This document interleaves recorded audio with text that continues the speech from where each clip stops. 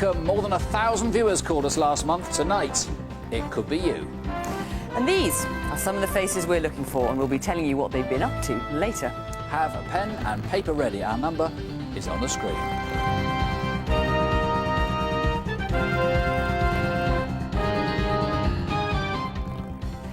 The Notting Hill Carnival is the second biggest street party in the world, with 1.5 million people taking part. On the main day, that's the August Bank Holiday Monday, Greg Watson travelled in from the London suburbs with his girlfriend, Lisa Morgan. Everyone loved Greg, everyone. You couldn't help but love him. He was just, you know, he's a great guy.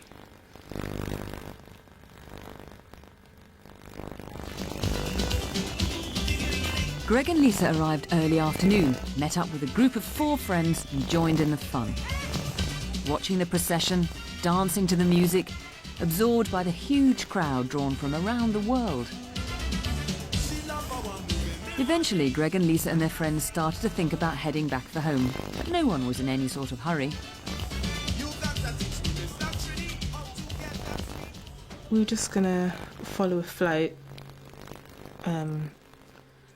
and then just make our way home from there. You know, just nothing definite, we were just seeing what happened, really.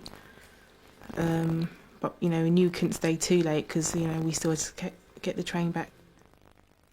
And by now it was dark. This is Kensal Road near the Radio 1 soundstage at around 10 o'clock. And these are some of the last floats in the procession.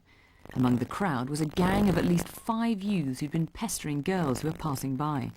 And they grabbed at a 15-year-old in Greg and Lisa's group. Things just went mad from then.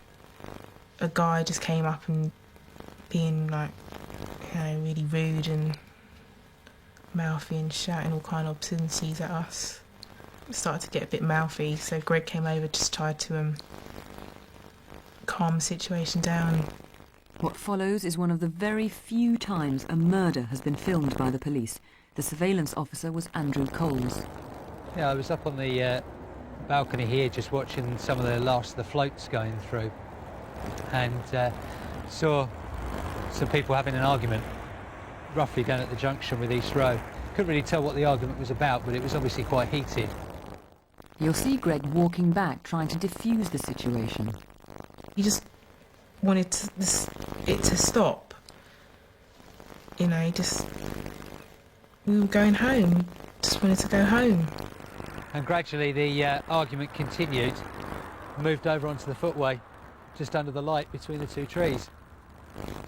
I mean, I don't actually know what was going through my head at that precise. It was just all just mad. I just couldn't believe it. And then I saw one of the lads break off, walk round behind the girls, and face the lad who'd been trying to pull the girls away. And then he appeared to just punch him to the stomach. Yeah, another guy just came from nowhere and just stabbed him. And then the 5 boys ran off up the road. Well, he just, like, staggered back. There were some cars there.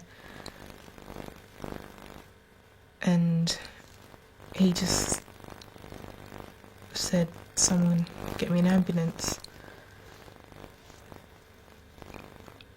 And then he fell. Well, this is roughly where we found Greg Watson lying. We had to push our way through the group of people that were around him, and we were joined within a minute by 2 police medics who basically took over from us. The wound didn't look that serious because there was no blood coming out of it, but as we later found out, Greg died in hospital. There was nothing bad about him.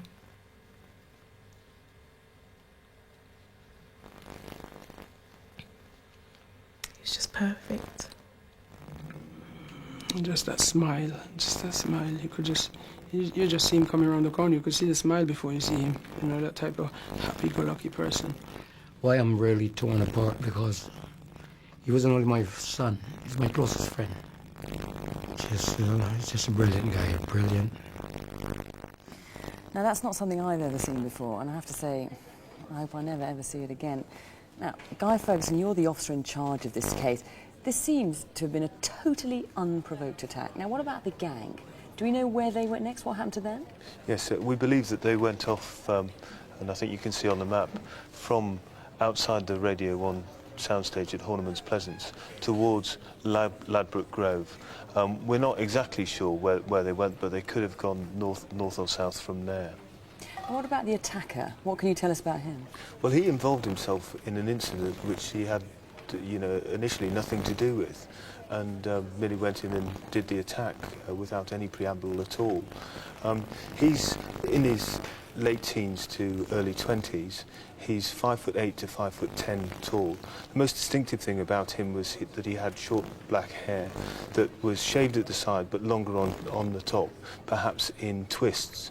And he was wearing a black hooded top with dark trousers. And what about the man who started the argument with Greg? What do you know about him? Well, he was wearing a green shirt which was open over a black vest. He is considerably lighter skinned than the attacker, but he is the same sort of age, same height, but of slimmer build. Now, some people might question the decision to show something like this, a murder, on television. And I should add, actually, there are scenes, much more upsetting scenes after the event of Greg that we have decided not to show. But what made you come forward with this footage? It's a decision we laboured long and hard over, really, and in consultation with Greg's parents. But we decided that it was appropriate to show it because it was such an unprovoked and horrendous attack, in an effort to appeal to people who might have vital information in regard to this, who have been reluctant to come forward. And also, we felt that I'm quite confident that there's somebody out there who knows the identity of Greg's killer and the green shirt man, and I want those people to come forward and tell us that information now for the sake of Greg's family. OK, well, there's a £10,000 reward. Call here in the studio on our free phone number. That's 0500 600 600. That's on the screen for most of the show. Or call the incident room on 020 7321 7228. I'm delighted to say there's been a lot of progress since last month.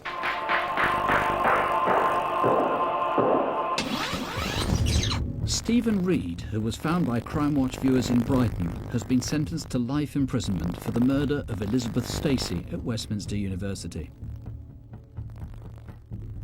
Again, as a result of viewers' calls, several people are in custody following the violent robbery in which a gang broke into a warehouse in Huddersfield and beat up one of the staff. And one of the highest profile investigations ever, the disappearance of the estate agent Susie Lamplew in 1986. Detectives say two remarkable new leads have come in as a result of our appeal in July. Meet Bungalow Bill. We're calling him that because he's been stealing from bungalows and not paying his bills. Luckily for us, he made a cameo appearance in a home video. Nice stuff under the water. I had a wallet with 900 quid in it. Charlie Waterfrog, all the notes. His Christmas holiday in Cornwall last year with his wife and 4 children was one big crime wave. When staying at the Crooked Inn in Saltash, he stole everything he could lay his hands on and even tried to make off with the owner's car. Who is he and where is he now? Call the studio or the incident room on 01579 325 490. And here's another thief caught on camera, and he might want a copy of this for his album. 6 weeks ago in Kensington, London, a woman was robbed by a man on a bike, but the handbag got tangled in the chain and gear mechanism, which neatly foiled his getaway. A quick-thinking photographer was passing by, and snap. So who is this thin young man posing rather reluctantly? 0500 600 600 or 020 8246 0173. Just over a year ago, 17-year-old Vicky Hall was murdered in Suffolk. Detectives had several leads, but all have proved fruitless, and that pretty much takes them back to square one. So 13 months on, it's up to you. What's your favourite pop group? At the moment, at this moment in time, it's the Spice Girls. Ooh, best actor. What's Leonardo DiCaprio? DiCaprio? What about drinks here, Vicky? Oh, yeah. She was our firstborn. She was just Victorian, yeah. She was our little girl. And she was a little girl. She wasn't a tomboy. She was a proper little girl. Dresses, makeup, music.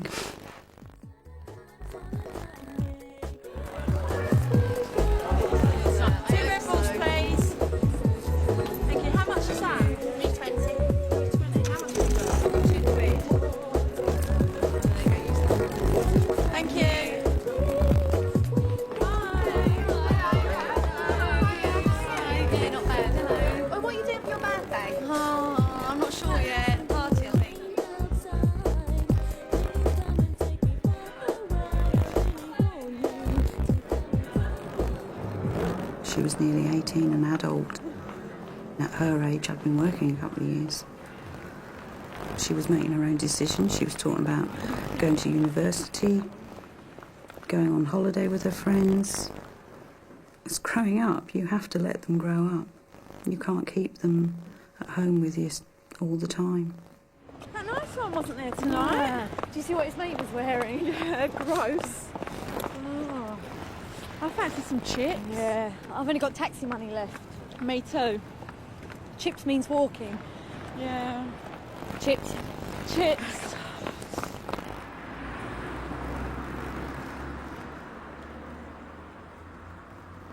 Happy, friendly little girl.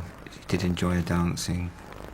She was quite intelligent. She was doing well at the schoolworks and things, and she was really enjoying the sixth form. And I will always love you.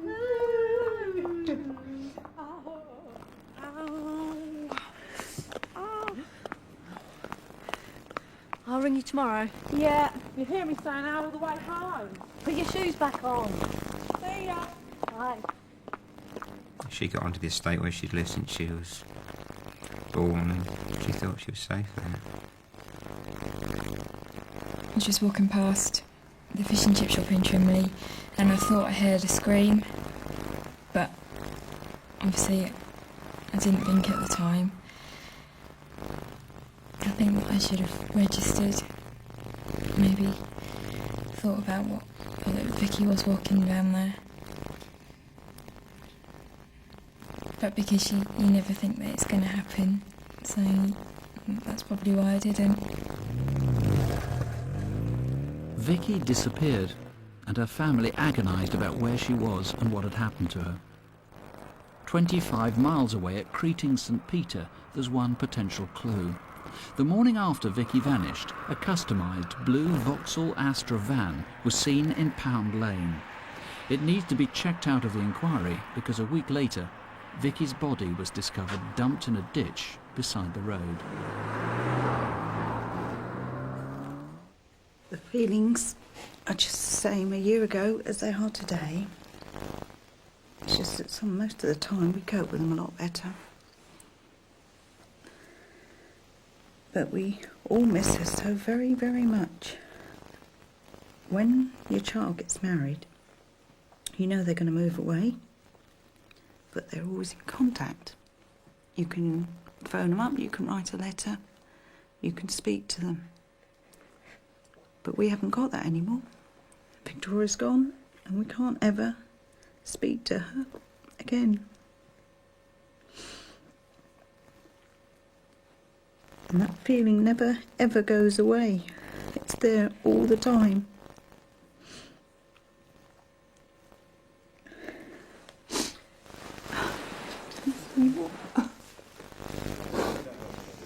So tragic, so little to go on. It's had so much publicity, this. It was such a big event in East Anglia. Presumably everybody who had solid suspicions has long ago come to you. That's right, it's a terrible crime which affected the whole of the community. But I believe there's still somebody out there that may be wondering, although not wanting to believe it, that some member of their family, their husband, their son or a relative, their behaviour may have changed about this period from the 19th of September a year ago. So what you're asking for is anybody, in what sort of area? In the whole of East Anglia or in the whole of Anybody Suffolk? who may know that their relative has got connections with Creeting St Peter or Trimley St Mary in Suffolk, who may have noticed behaviour changing. Perhaps somebody that morning came home, they were dishevelled. That would have been a Sunday morning. Sunday morning in the early hours between, say, 2:30 and 6 a.m, something like that, where they would have come home and the next morning, quite unnaturally, wanted to wash their clothing or wanted to clean the car. Maybe they sold the car. Or perhaps took an unusual interest in the publicity thereafter. I mean, just anything that arouses suspicion. Anything that arouses suspicion and that there may be connections within that area. I know people would not want to believe that of someone that they knew, but we really need help to find out what happened to Vicky. Now, this customised blue Astra van, can't be many of those around, but you still have been unable to trace the one that was seen. Yes, we've eliminated a number from the East Anglian area, but it's still important. This vehicle may be involved or it might not be. He may be a witness. He may have seen something which is suspicious. I would appeal for whoever that driver is or somebody who knows that vehicle to come forward and ring us at the incident room. OK, well, if you have any suspicions, even very slight suspicions, let the police check it out. It's easy for them to do so. Call here in the studio, or you can call the incident room. That's on 01473 613540. And if you want to give information anonymously on this, or any other crime, you can call Crime Stoppers on 0800 555 111. Now just look at this. A train deliberately set on fire by 2 young boys near Denmark Hill, South London. Want to know who did it? Well, here they are. They got onto the train and picked up a newspaper each.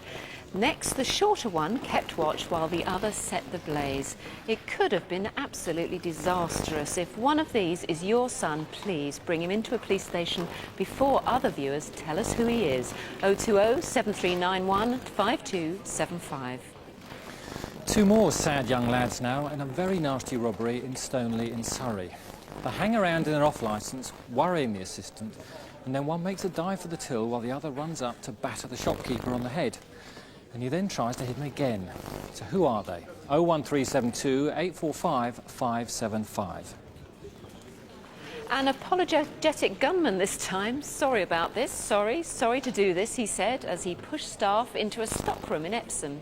Now, if he's really sorry, he can call us tonight and give the money back. If not, please call on his behalf. He was wearing a beanie hat and an old scarlet leather bomber jacket with a red Indian motif on the back. Sorry, he may be, but we do need to find him. Please call us in here in the studio on 0500 600 600 or 01737 236 245.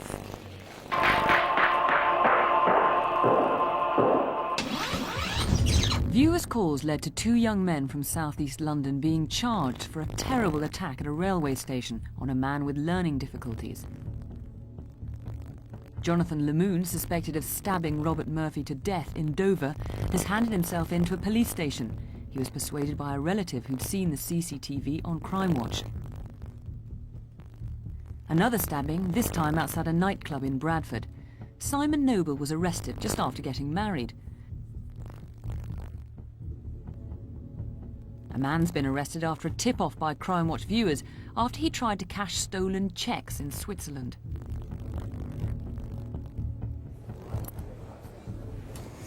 Some fantastic results there, and I'd just like to add one more. Back in January, we featured the case of Mary Gregson, who'd been raped and murdered in Shipley 23 years ago. I'll always remember it because it was my first case on Crimewatch, and it was the oldest case the programme had ever tackled. To be honest, I thought the chances of success were pretty slim.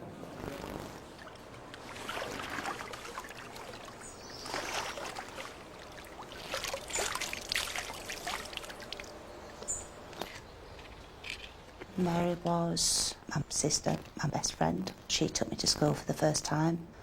We were very close. It seems a long time since I saw her. But a lot of things are very vivid. It's just like yesterday.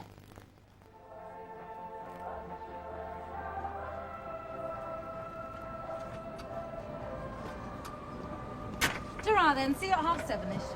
Be good. I will. Bye.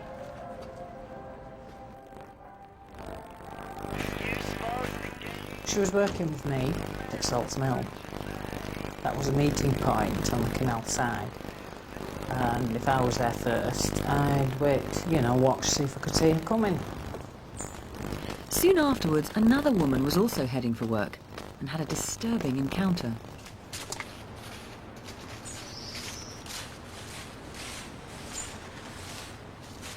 What's happened to that girl?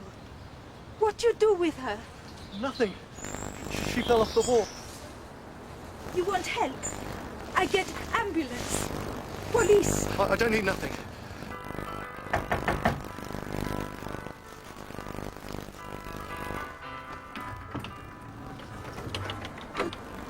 Susan? Sorry to bother you, Bill, but I was wondering if Mary was okay. Okay, but what do you mean? What's happened? She's with you, isn't she? She never showed up for work, Bill. I just assumed she were feeling poorly. I waited for her at bridge, but there were no sign. The following morning, my husband had gone back out to resume searching, and he came back with a police officer. He'd witnessed my sister being brought out of the river. That Mary Gregson's murder was solved was thanks to the absolute refusal of the police to let this case go. 23 years ago, they found a microscopic amount of DNA from the killer on Mary's clothing. They had no way of producing a profile from it. But with each new development in DNA technology, the police went back to that tiny sample to try to unlock its secret. 4 attempts later, it yielded enough information for them to start testing suspects. That's when they called us. Independently of our appeal, Ian Lowther voluntarily gave a mouth swab, and the police had their man. He's now serving a life sentence. Mary's sister told Crimewatch, "I never gave up hope. I always knew the police would find who was responsible." She was right. Just trying to catch up on some of the calls we've got. I can tell you we've got an address for one suspect. Most of the calls we've had so far, at least that I've been able to digest, are on the Notting Hill stabbing. Now, we've got 6 names that have been put forward. One name has come in twice. One's come in from a police officer. And we're getting a lot of other interesting things coming in. For example, we've got at least one other witness to the stabbing and somebody else who at least saw something that was going on there. And we've got a very interesting one here on the Vicky Hall murder a year ago about that blue vehicle. Again, I've got to check this out with the police officer and probably check this out in Suffolk, but it does look, on the face of it, very, very interesting indeed. Keep watching. We'll let you know more as the evening goes on. And see if you know this man. He assaulted a schoolgirl near Worcester, and she was very lucky to escape. She ran as fast as she could in absolute terror and desperation to get away from that man. She knew she had to get away from him, and she ran as fast as she could to safety.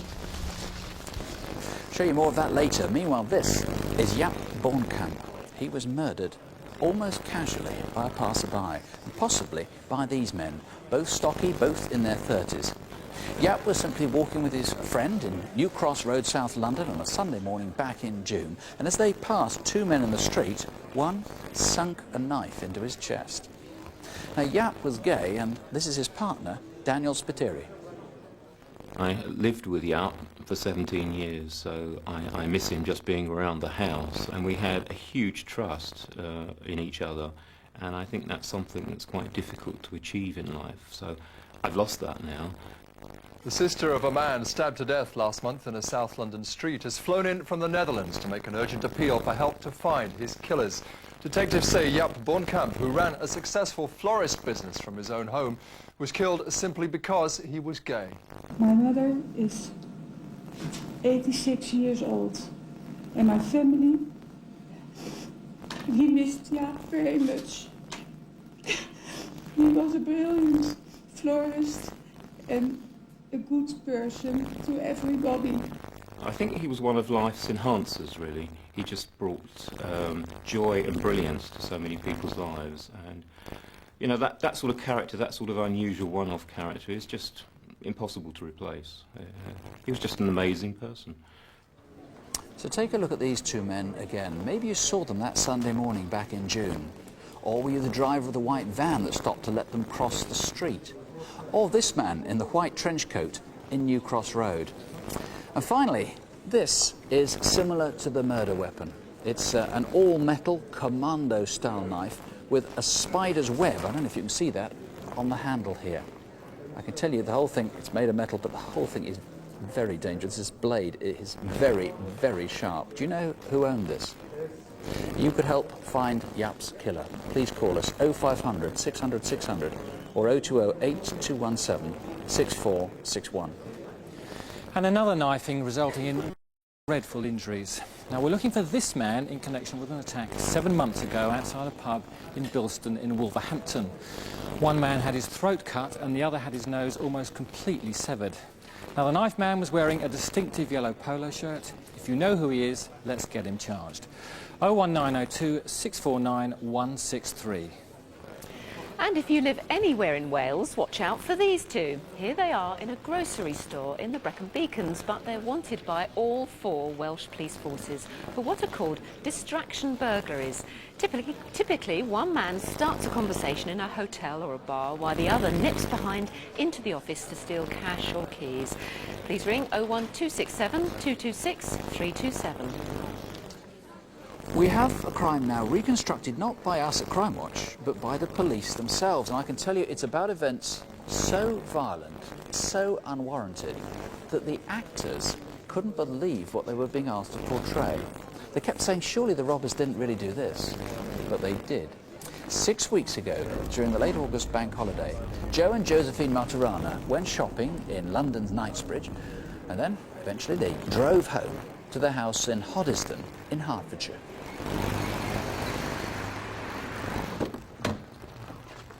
Wonder what they want. Peter! Run! Run! Got a gun! Run! Get out! Run! Run!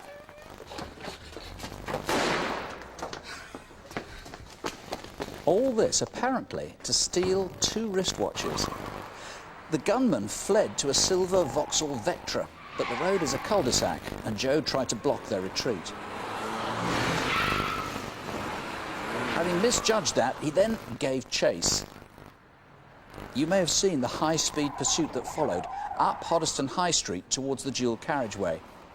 Remember, it's August Bank Holiday Monday. Did you see the shunt at Lampett's roundabout? And at the Essex Road roundabout, the Vectra swerved and sped off in the opposite direction, almost colliding with a truck. I think in 16 years on Crimewatch, I've never seen anything quite so mad and appalling. 3 people were actually hit. Mrs. Maturana died. That's absolutely right. Certainly I've never seen anything like this before. It was a particularly brutal and violent attack. Actually, Josephine was running away from the gunman when she was shot. Her son, Stephen, who was inside on hearing the commotion, ran out of the front door and was immediately shot in the chest, followed by his girlfriend, Bella, who was also inside, and she was shot.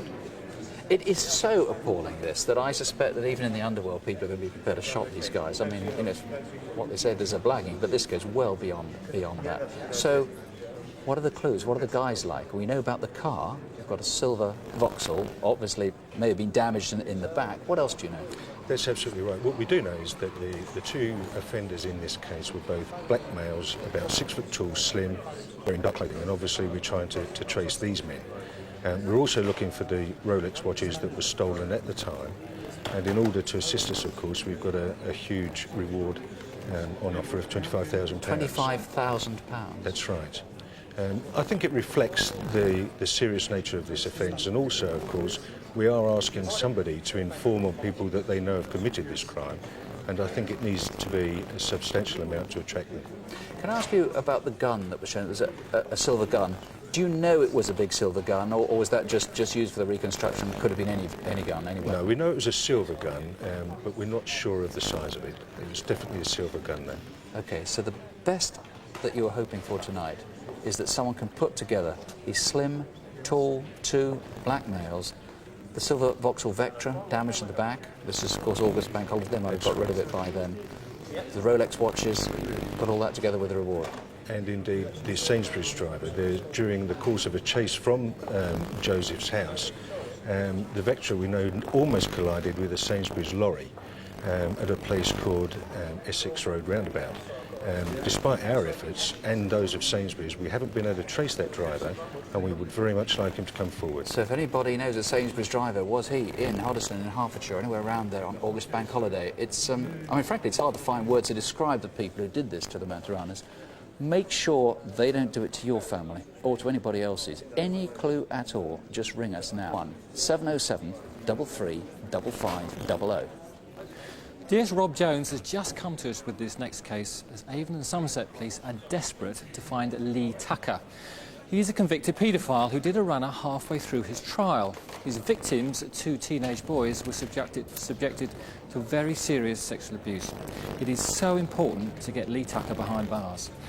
It's also useful for you to know that he's developed AIDS and he could be passing it on. 0117 945 4001. 3 more faces for you to find now. First, this is Christopher Jackson from Merseyside, who had a row with his ex-boss. The boss was found shot, and we'd like to ask Mr. Jackson about it. Next, this is another, but unrelated Jackson, Stephen Sharman Jackson, also known as Shiver, from Lincolnshire. He skipped bail on a major drugs charge. And finally, this is Wayne Riley, wanted in Manchester after a stash of Class A drugs was found in Bolton. If you know where any of these 3 are, call us here in the studio on 0500 600 600. Who do you know who's in his 30s, scruffy, and could have been in Worcester midsummer, specifically in June? If you live or work in the area, see if you recognise this man. All 5 questions. Are you writing out the questions as well? Yes. Has anyone got any other questions about the homework? What happens if you don't do it? What normally happens if you don't do your homework? Detention, OK? So make sure that everyone does their homework.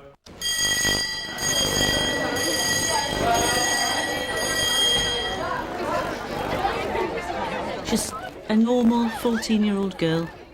You know how they wake up in the morning and say, school.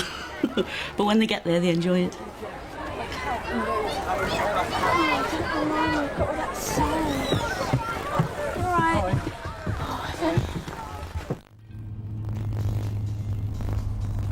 Enjoy your walk. Won't be long. Get you a nice drink. I had to brake suddenly so I wouldn't knock him over. He then walked round to the passenger side of the car and said, "Can you give us a lift?" Doesn't matter. He had like bushy eyebrows and piercing eyes. He was unshaved, so whether he had been living rough, I don't know. Oh gosh, Sophie. Who was that? A little less noise at the back, thank you.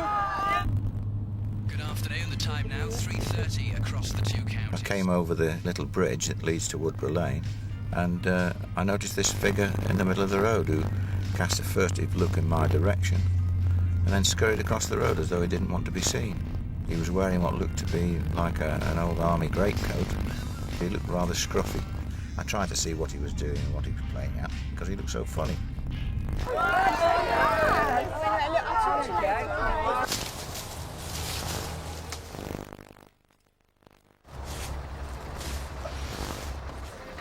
See ya.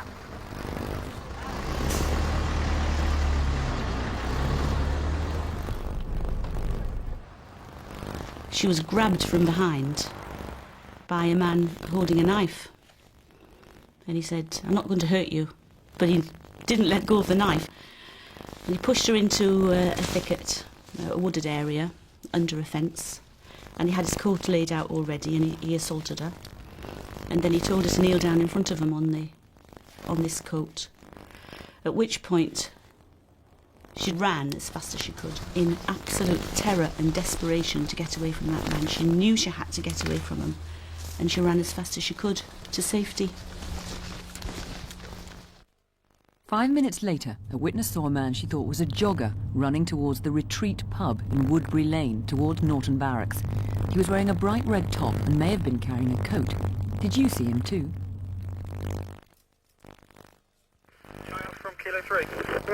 More sightings came in. At a roadblock on the A44, police discovered the man may have been seen the day before the attack. And this guy just suddenly stepped right out in front of the car. I mean, I don't know how I didn't kill him. I was just to brake really quickly. And he sort of lurched over towards the passenger side by the windscreen. I thought he was going to try and jump in the car. And she was sitting right there and was really scared. And he was just ignoring me and staring at her, wasn't he? I don't know who he was, but there was something about it. He looked familiar and I can't work out what it was. That's it. About 2 weeks ago, I was on a footpath. And you never see anyone there. And there was something about him that made me feel really uneasy. And to feel more confident, I just said, "Oh, afternoon," when I walked past him. And with that, he just disappeared off. you can't help thinking, what if? What if she hadn't got away? What if he'd used the knife? Let's have a look. But you can't dwell on those things. She had the presence of mind to run. Okay, make sure you made a clear note. She was really brave. There's no doubt about it. Well, thank goodness she got away. Now, tell us a bit more about the attacker. It seems as if he knows the area. Yes, it was very much a pre-planned attack by a man who's got knowledge of that area through knowing it or from living there, but definitely got knowledge of that area because of the way he's pre-planned this attack. Now, he may have been in the area then, but not necessarily before, and he could be anywhere now, of course. That's correct. We've got sightings of a man fitting his description in the previous fortnight leading up to it. It could have been that he's stopping with relatives, with friends, or he could have even been living rough. What did he look like? He's quite distinctive. Given that it's June, it's in the summer. He's a white man. He's 30 to 40 years of age, about 5'7" to 5'10" inches tall, medium build, and distinctively the girl is remembered. He's got quite faint eyebrows, which would indicate he may have fair or blonde hair. He was wearing dark tracksuit bottoms, a red top, probably a t-shirt or a polo shirt of that description, but quite distinctively a blue and white woolly hat, which obviously covered up his hair. And also it was a very odd thing to wear because it was the summer. Absolutely, that's right. And one witness has described him wearing a three-quarter length coat, which he's described as a grey coat, but a three-quarter length coat, brown or khaki in colour. So pretty distinctive. Do you think he'll offend again? This was a pre-planned attack, and we believe, yes, he will. So we need to catch him. Now, there's a car you want to eliminate from your guys, isn't there? Yeah, a short distance away in a lane called Mucknell Lane, which is only 500-600 yards away from the scene, a farmer's lane, in fact. There was a silver, medium-sized saloon car, a little bit tatty, make we don't know, which was seen at the relevant time by the farmer. It may be connected, it may not be, but we need to eliminate that vehicle. OK, well, let's see what we can do tonight. As you heard, the police there think this man will offend again. We need to catch him. Give us a ring in the studio or call 01905 723 888. And if you've been moved by this case because you've suffered some sort of assault yourself, whether you're a girl or a boy, and you want to speak about it confidentially, there are volunteers from now until 2 in the morning at Victim Support Line on 0845 30 30 900. 22-year-old Lee Ronan had lots to look forward to. He'd just been promoted, and here he is as best man at a friend's wedding. 9 months ago, in a country lane near Tondy in Abergynnig in South Wales, he was struck by a car and killed outright. The driver was taking an illegal cut-through and then just sped off. Now, forensics have revealed it was a Mark III red Vauxhall Cavalier with a registration plate that's believed to be a K, L, M or N. Now, this obviously is a long shot, but Lee's family are desperate to resolve this. Please help. 0500 600 600 or 01656 679 544.